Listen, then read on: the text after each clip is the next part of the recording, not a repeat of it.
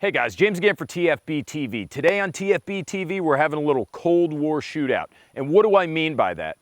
I mean, I've got the FN M4 as used by the US Armed Forces, and I've got a Russian Saiga SGL-21 AK-47 in 7.62-39. Caldwell was cool enough to send us some lead sleds to do some accuracy testing, so we're going to have a bona fide accuracy face-off between the FN and the Saiga SGL-21. Now, some of you may remember a few months back, I did a video, it was a Mythbuster style video, wherein I tested the myth that the AK was inaccurate.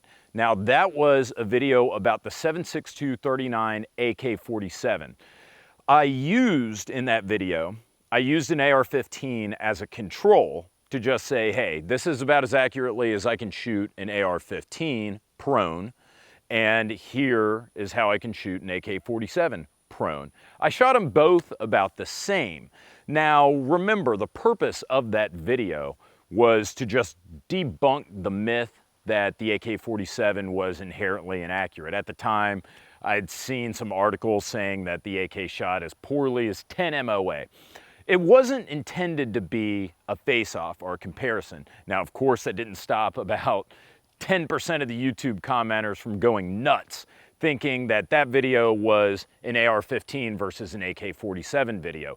No, that's what today is. So what are the parameters today? I've got a 14.5-inch M4 shooting 223 5.56, and I've got a Saiga SGL-21 7.62-39. Now, some of you might ask, why am I not using the 5.45 instead of the 7.62-39 in this face-off, since the 5.45 is a little bit more ballistically similar to the 223?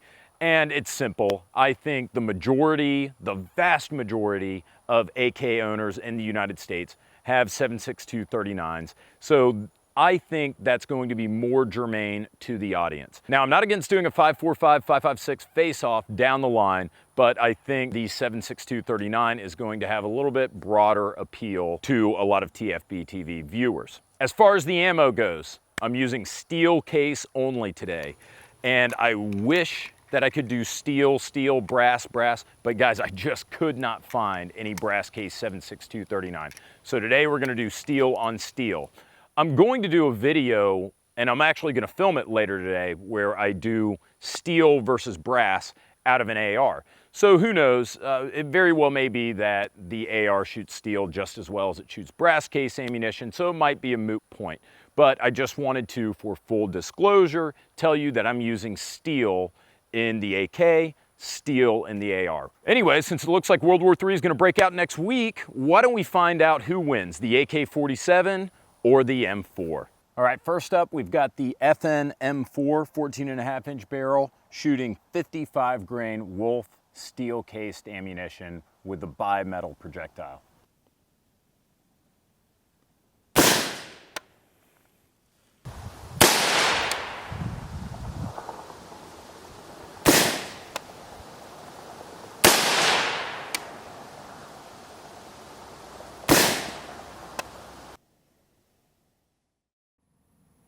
All right, you guys can see here about 1.88, 1.9 inches between the two furthest shots out. That was 55 grain Wolf through an FN M4 with a 14.5-inch barrel.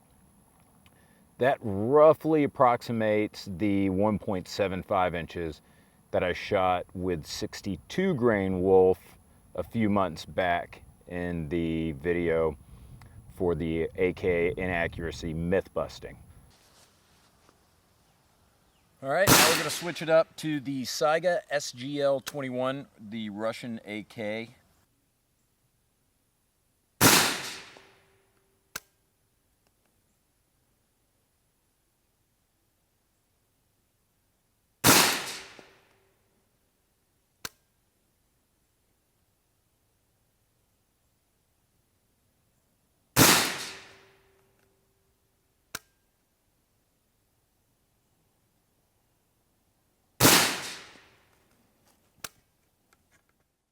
All right, so here's the AK with the steel Wolf ammo, And you can see the best group that I could squeeze out of it today was just shy of 2 inches, 1.99 inches. If you remember from the AK myth busting video that I did, I managed to eke out 1.75 inches with wolf ammo on that day.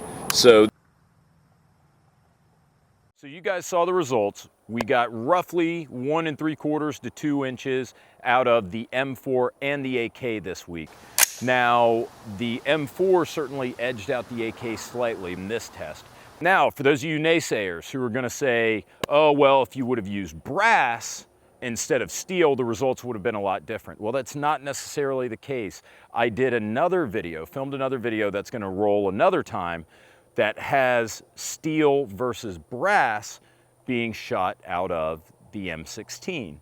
And in that case, the steel did just as well, and in some cases better, than the brass cased ammunition. So I don't believe that if we had used brass case in the AK and in the AR, I don't think that the AR all of a sudden would have picked up a huge win today. So again, I really think the only thing you can conclude from this is the same thing I concluded last time at the end of my myth busting video. And while I'll never say that an AK is going to be inherently more accurate than an AR, certainly these modern production AKs are keeping up with the ARs. There are some varieties of AK which aren't inaccurate. That's it. There are a lot of different AKs and a lot of different calibers from a lot of different countries. No doubt some of them are huge pieces of shit.